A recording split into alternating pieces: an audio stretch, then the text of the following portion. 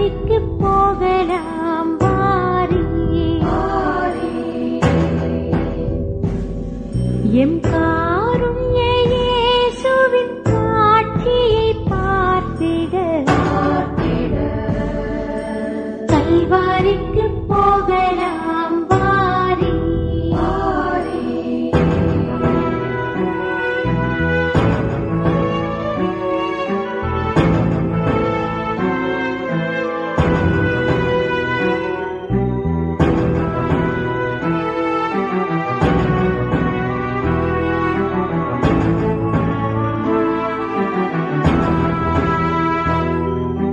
பொல்லா பகைவர் கூட்டம் எல்லாம் திரண்டு அங்கே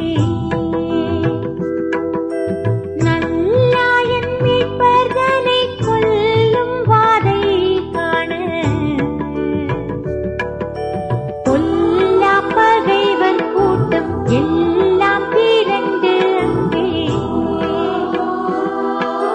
நல்லாயன் மீட்பர்களை கொல்லும் வாதை காண.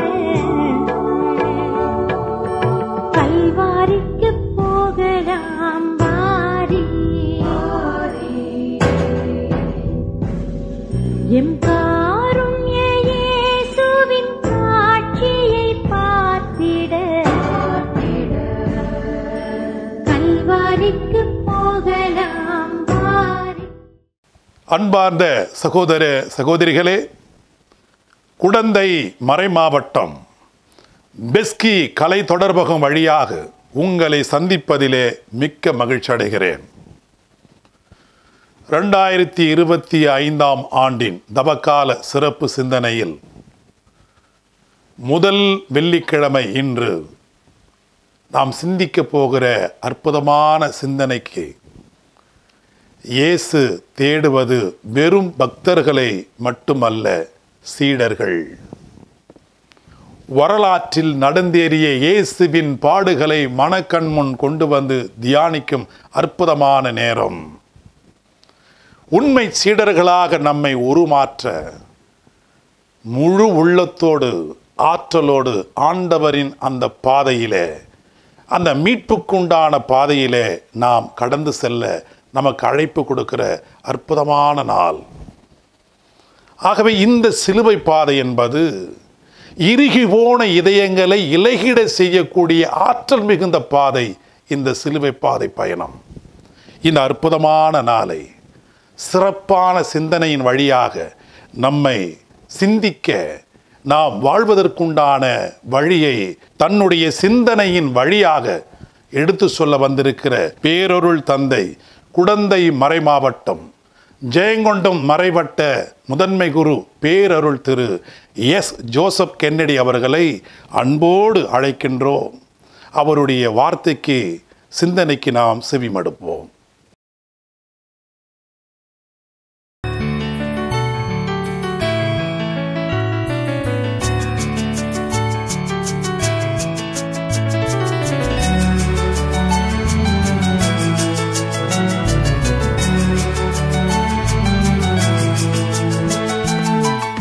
ஆண்டவர் உங்களோடு இருப்பாராக, உம் ஆன்மாவோடும் இருப்பாராக. மத்தேயு எழுதிய தூய நற்செய்தியிலிருந்து வாசகம். ஆண்டவரின் மாட்சி உமக்கே.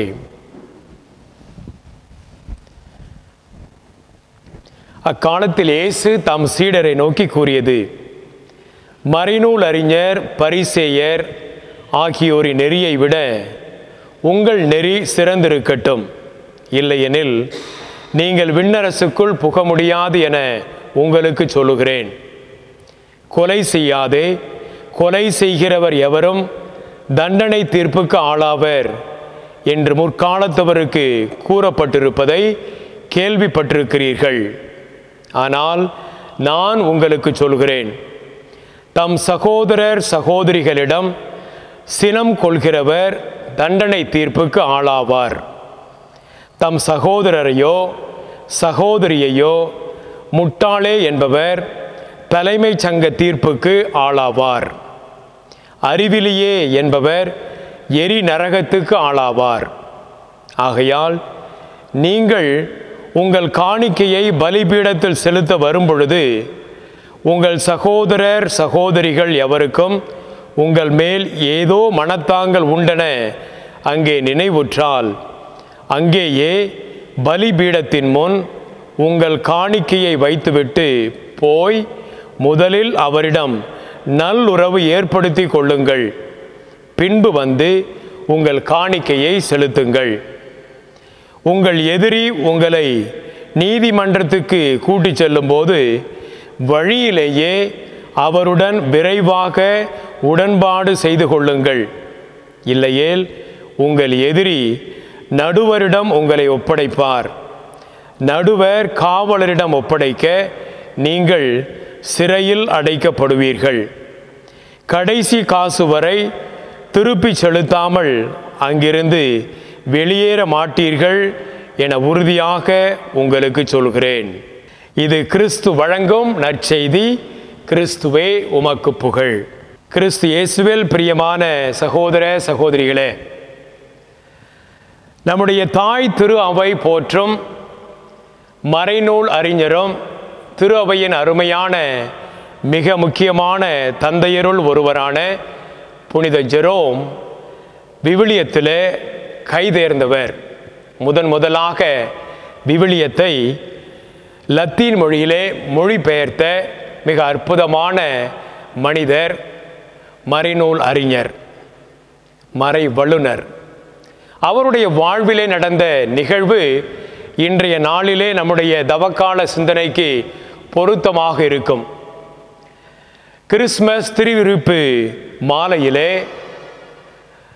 பெத்லகேம் நகரிலே இருந்து அவர் கிறிஸ்து பிறப்பு பெருவிழாவை கொண்டாடலாம் என எண்ணிக்கொண்டிருந்த பொழுது அவருக்கு பாலநேசு தோன்றி, ஜெரோம், என்னுடைய பிறந்த நாளுக்கு நீ என்ன பரிசு தருவாய் என்று பாலநேசு கேட்க, அதிர்ந்து போன மகிழ்ச்சியிலே துள்ளிய புனித ஜெரோம், என்னுடைய இதயத்தை உமக்கு கொடுக்கிறேன் பாலநேசுவே என்று சொல்லுகிறார்.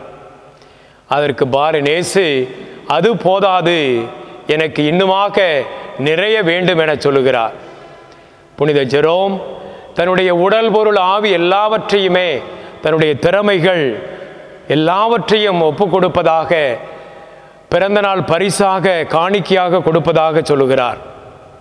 பாலநேசு அதிலும் திருப்தி அடையாதவராய் மீண்டுமாக, ஜெரோம், இன்னும் அதிகமாக எனக்கு தேவை என சொல்ல, புனித ஜெரோம், என்னிடம் இருப்பது எல்லாவற்றையுமே உம்மிடம் ஒப்படைக்கிறேன், அதை தவிர வேறொன்றும் இல்லை, அதையே உமக்கு உம்முடைய பிறந்தநாள் பரிசாக கொடுக்கிறேன் என்று சொல்லுகிறார். அதற்கு புனித ஜெரோம், என்னிடம் வேறொன்றும் இல்லை பாலநேசுவே என்று சொல்ல, பாலநேசு புனித ஜெரோமிடம் சொல்லுகிறார், என்னிடம் இல்லாத ஒன்று உன்னிடம் இருக்கிறது ஜெரோம், அதை எனக்கு என்னுடைய பிறந்தநாள் பரிசாக கொடுப்பாயா என்று சொல்ல, ஜெரோம் என்னவென்று கேட்டதற்கு பாலநேசு அழகாக சொல்லுவார், உன்னுடைய பாவங்களை என்னிடம் கொடுத்து விடு, நான் மன்னித்து விடுகிறேன், நீ அருள் நிலையிலே இந்த என்னுடைய பிறந்த நாளை மகிழ்ச்சியாக கொண்டாடு என சொன்னதாக நம்முடைய கிறிஸ்தவ பாரம்பரியத்திலே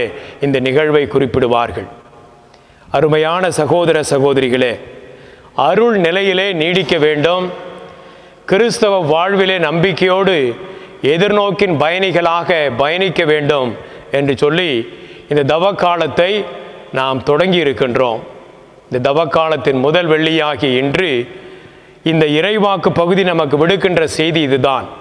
நாம் எல்லோருமே இறை உறவிலும் பிறர் உறவிலும் ஒப்புரவாகி நாம் மகிழ்ச்சியாக மன நிறைவோடு அருள் வாழ்விலே அருள் நிலையோடு பாஸ்கா பெருவிழாவினை, இயேசுவின் உயிர்ப்பு பெருவிழாவினை கொண்டாட வேண்டும் என்ற ஒரே எண்ணத்தோடு ஒரே கருத்தோடு தான் நாம் தவக்காலத்தை தொடங்கி இருக்கின்றோம்.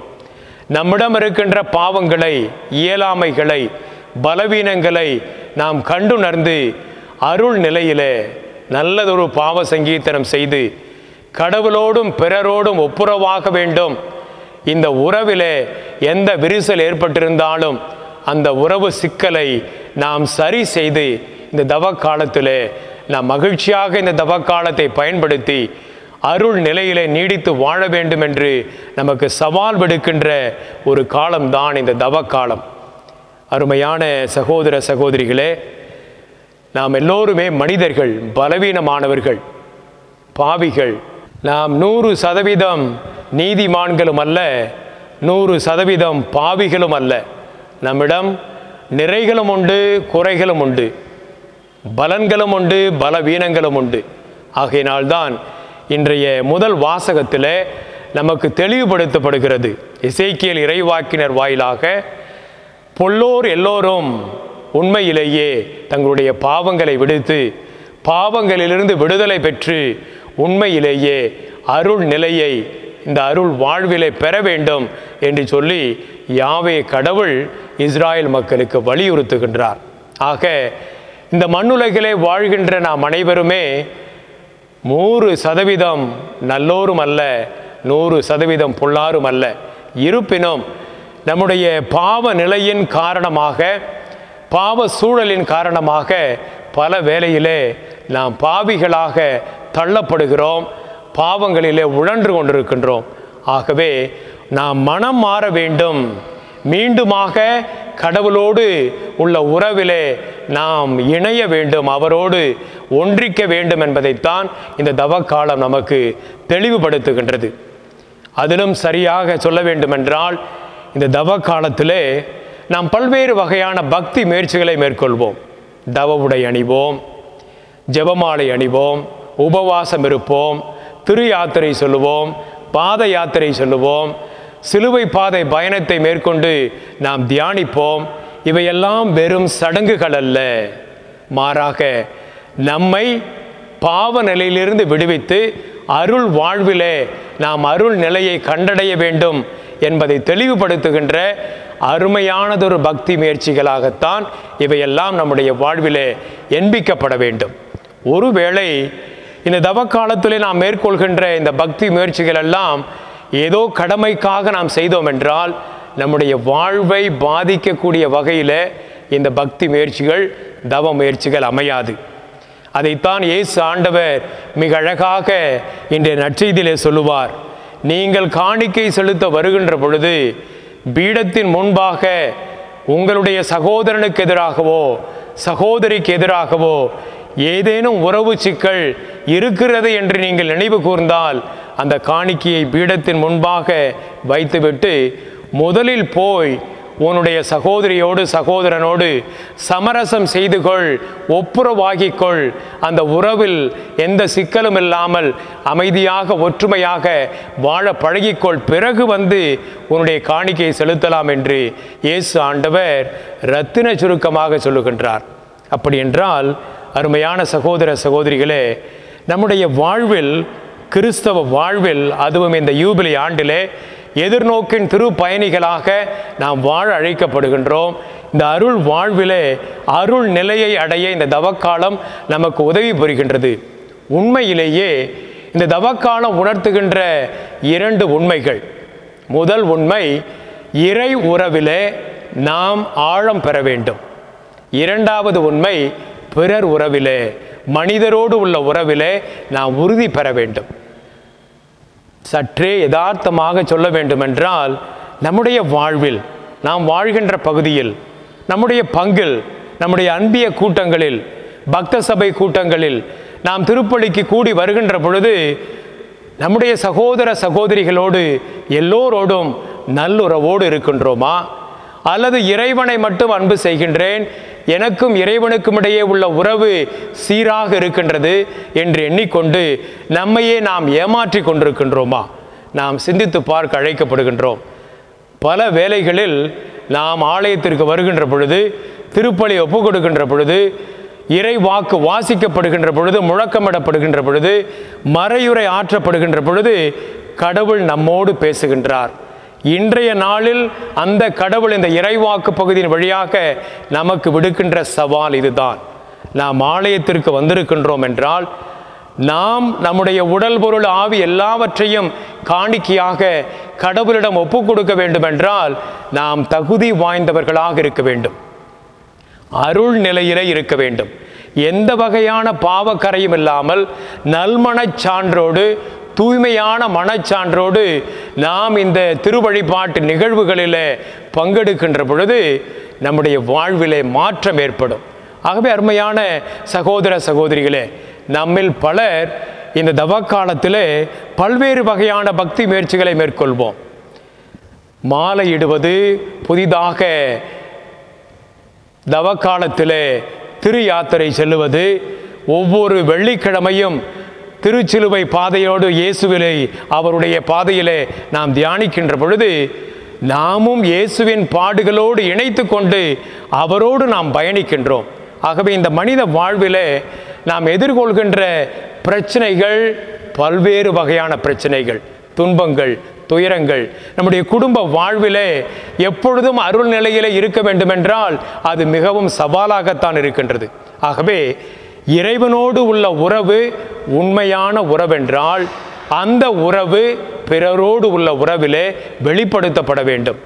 ஒருவேளை நாம் இறைவனை மட்டும் அன்பு செய்கின்றோம், பிறரை அன்பு செய்ய மறக்கின்றோம், பிறரை மன்னித்து வாழ மறக்கின்றோம் என்றால் நம்முடைய வாழ்வு போலியான வாழ்வாகத்தான் இருக்கும். ஆகவே இந்த அருமையான தவக்காலத்தின் முதல் வெள்ளியை நாம் கொண்டாடுகின்றோம். இந்த திருப்பலியிலே பங்கெடுத்திருக்கின்றோம். சிலுவை பாதை பயணத்திலே இயேசுவோடு இணைந்து சென்று இயேசுவோடு நாமும் இயேசுவாக மாறி நம்முடைய துன்பங்களை, அன்றாட சிலுவைகளை சுமந்து கொண்டு செல்கின்றோம் என்றால் அது நம்முடைய வாழ்விலே வெளிப்படுத்தப்பட வேண்டும். இயேசு ஆண்டவர் எவ்வாறு பிறரை அன்பு செய்தாரோ, தன்னுடைய உயிரை கொடுத்து நம்மையெல்லாம் மீட்க வேண்டும், நாம் மகிழ்ச்சியான நிலையான வாழ்விற்கு கடந்து செல்ல வேண்டும் என்று ஆசைப்பட்டாரோ அதைத்தான் நாமும் செய்ய வேண்டும். நம்மோடு இருக்கின்ற சகோதர சகோதரிகள், நம் குடும்பத்தில் உள்ள கணவர் மனைவிக்கிலே உள்ள உறவு, பெற்றோர் பிள்ளைகளுக்கிடையே உள்ள உறவு, குடும்பத்தில் உள்ள எல்லோரோடும் உள்ள உறவு எப்பேற்பட்ட உறவாக இருக்கின்றது? ஒரு ஆத்தும சோதனை செய்து பார்ப்போம். உண்மையிலேயே மன நிறைவோடு அருள் நிலையிலே இந்த திருப்பலியில் நாம் பங்கு பெற்றோம் என்றால் அது நமக்கு பயனுள்ள வகையில் அமையும்.